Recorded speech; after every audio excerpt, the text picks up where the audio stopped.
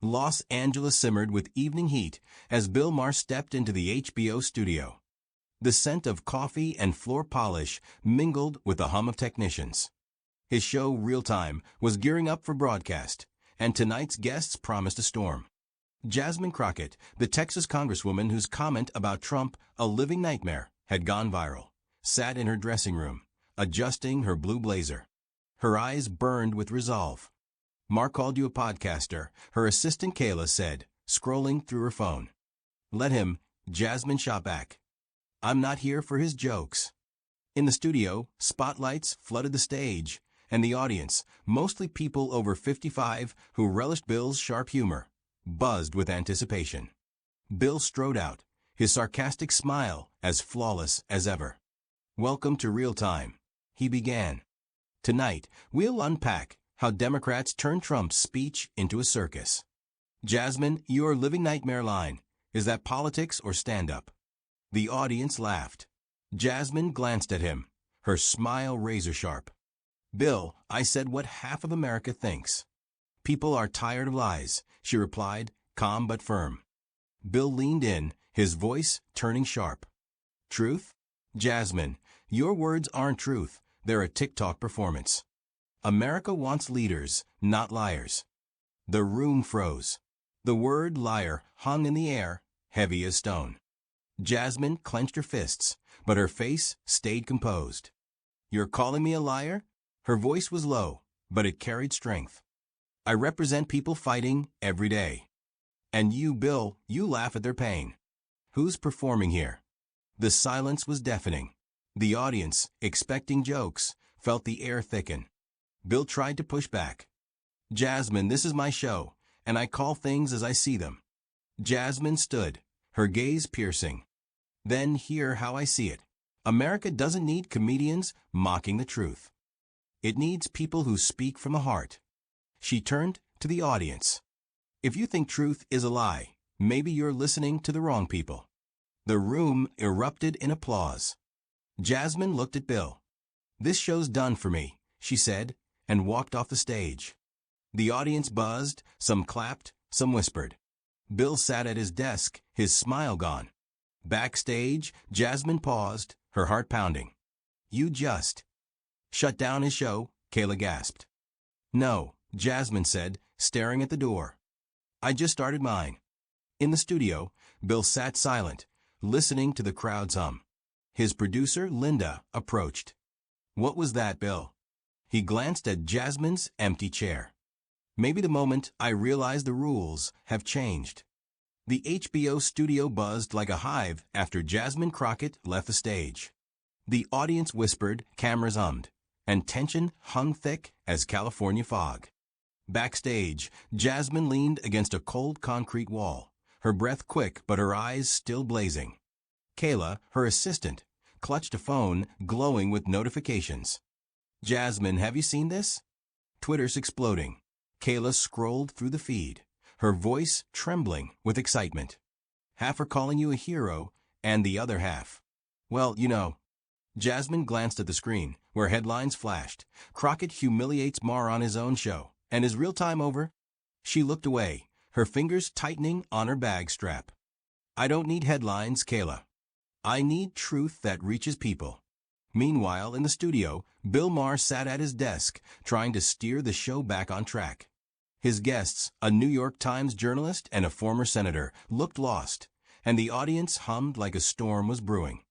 Bill forced a smile, but his eyes betrayed tension. "Well," he started, adjusting his cue cards, "looks like Jasmine decided she doesn't need my stage to put on a show. But we're here to talk politics, not drama, right?" The audience laughed, but it was weak, insincere. Everyone sensed they'd just witnessed something bigger than a typical exchange. Bill tried pivoting to another topic, Trump's economic proposals, but his words felt hollow. Even the guests responded sluggishly, as if waiting for Jasmine to return and flip everything upside down again. Backstage, Linda, the show's producer, darted between monitors, her face pale. "This is a disaster," she whispered to the director. "Ratings will either skyrocket or we'll lose half our audience. We need to do something." The director shook his head. Bring her back? She just burned every bridge. Then make Bill fix this, Linda snapped. Or the press will tear us apart tomorrow. Meanwhile, Jasmine stepped out to the studio's backlot, where the air smelled of trash and exhaust. She inhaled the cool evening breeze, trying to steady herself. Her phone buzzed nonstop, calls from colleagues, journalists, even her mother, who'd likely seen clips on the news. But Jasmine didn't answer. She stared at the twinkling lights of Los Angeles in the distance, thinking of her district in Texas, the people who'd trusted her with their vote. Kayla ran out, clutching a tablet. Jasmine, you need to see this. Maher just said on air that you overplayed and lack experience. He's not stopping. Jasmine's lips tightened. Her first instinct was to storm back and finish him with words, but she paused. She remembered her promise to her voters. Don't stoop to the level of those who play dirty. She turned to Kayla. Enough, she said softly. If he wants a war, I'll give him a conversation. But on my terms. She pulled out her phone and opened a live streaming app. Her fingers trembled, but her voice was steady as she spoke to the camera. This is Jasmine Crockett, she said, staring into the lens. I just left real time because I was told truth is a lie. But I'm not here to play games. I'm here to tell you America deserves better.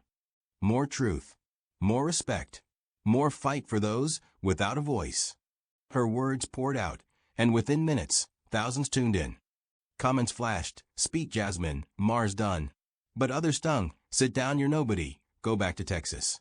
Jasmine didn't read them. She spoke of her district, of people who'd lost jobs, of mothers who couldn't afford medicine for their kids. Her voice quivered with emotion, not weakness, but strength. In the studio, the show neared its end. Bill wrapped the segment, but he felt control slipping away. The audience clapped, but their eyes were glued to their phones, many already watching Jasmine stream. Linda burst into the green room post-show holding a tablet. Bill, she's live. Right now. And she's destroying you. Bill took the tablet and saw Jasmine, her face fierce with determination, her words cutting like a blade. He listened as she spoke of people, of struggle, of truth. For the first time in years, he felt his sarcasm, his jokes, everything he'd built his career on seemed trivial. She's good, he muttered, handing the tablet back to Linda. Good? Linda looked stunned. She could end your career if we don't fix this. Bill shook his head, his gaze thoughtful. Or she might make me better. He stood and walked to the window, looking out at the city lights. His show had always been about challenging others, but now the challenge was his. And he knew he couldn't just brush it off. The next day, the internet was ablaze. Jasmine's video racked up millions of views, and hashtag #TruthOverTalk trended. But in her Dallas office, she sat at her desk, reading letters from voters. One, from an elderly woman named Rose, stopped her. I saw you yesterday. You reminded me we can still fight. Thank you. Jasmine set the letter down, her eyes shining. She knew a storm was coming, criticism, trolls, maybe even threats. But she also knew she'd taken a step. And that step echoed far beyond the studio. In Los Angeles, Bill sat in his office, scrolling through comments about the show. His team drafted a statement, but he stopped them. No statements, he said. I want to invite her back. Linda looked floored. After all this? Are you serious? Bill smiled, this time genuinely. She's right about one thing. America deserves a conversation. And I want to be part of it. He glanced at the screen, where clips of Jasmine's stream still played. Her voice echoed in his mind. More truth. More respect. And for the first time in a long time, Bill Maher felt ready to listen. A week had passed since the explosive real-time episode. Los Angeles settled back into its rhythm. The hum of traffic, the smell of coffee in offices, the flicker of neon signs. But in the digital world, the storm raged on. Jasmine Crockett's livestream had garnered tens of millions of views.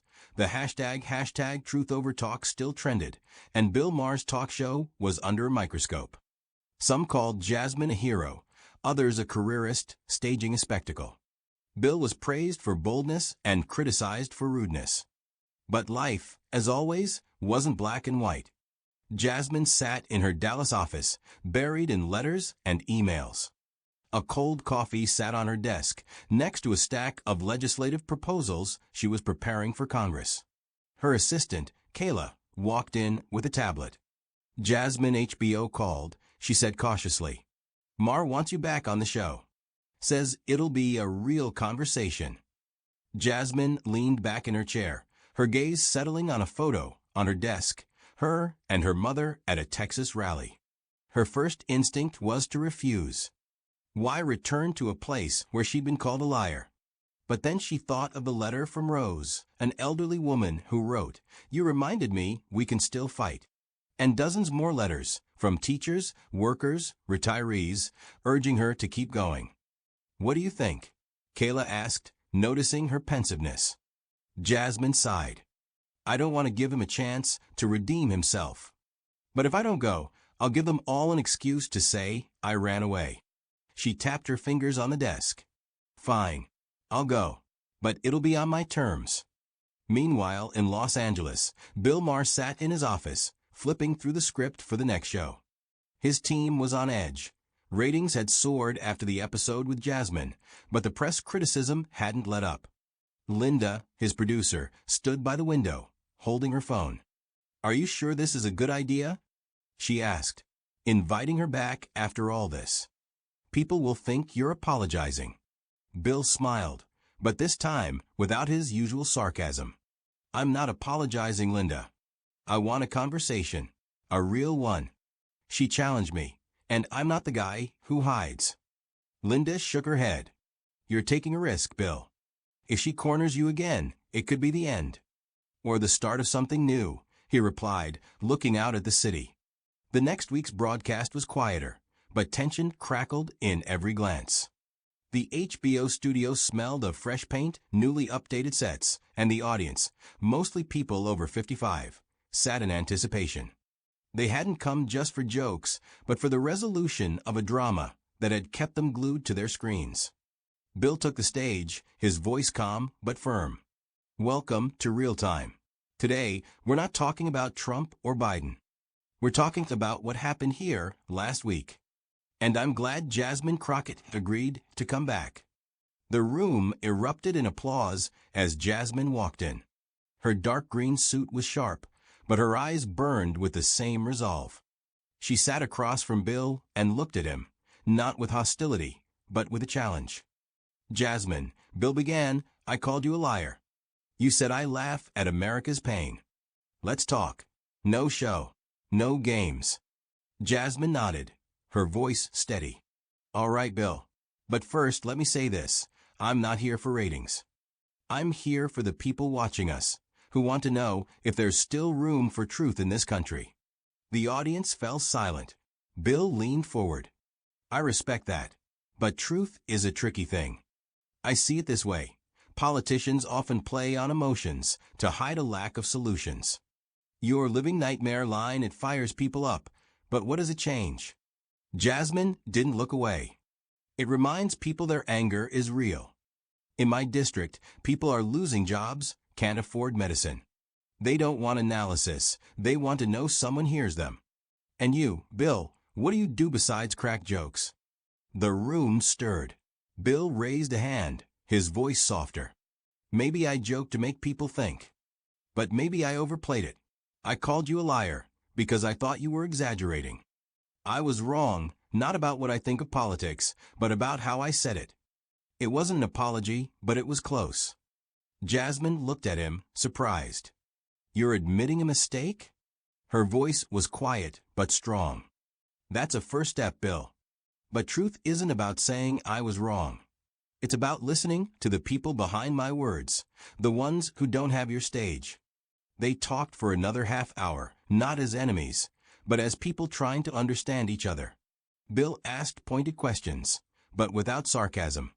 Jasmine answered directly, speaking about her district, her fight for reforms, why her words weren't just emotion, but a reflection of reality. The audience listened, breathless, not expecting a scandal, but witnessing something rare, a real conversation. When the show ended, the room gave a standing ovation. Jasmine and Bill shook hands, not as friends, but as people respecting each other's strength. Backstage, Kayla hugged Jasmine. "You did it," she whispered. "You made him listen." Jasmine smiled, but her eyes were thoughtful. "Not just him. I hope they heard us out there." She nodded toward the exit, meaning the country beyond the studio. Bill stayed in his dressing room, holding a glass of water. Linda walked in, phone in hand. "The ratings are incredible," she said. "But more importantly, people are saying it was the best show in years." Bill nodded, his gaze distant. "You know, Linda, I thought I knew how to play this game. But maybe the game's changed." Weeks passed. Jasmine returned to her work in Congress. Her words from the show were quoted in the news, but she didn't chase fame. She met with voters, listened to their stories, fought for laws that could change their lives.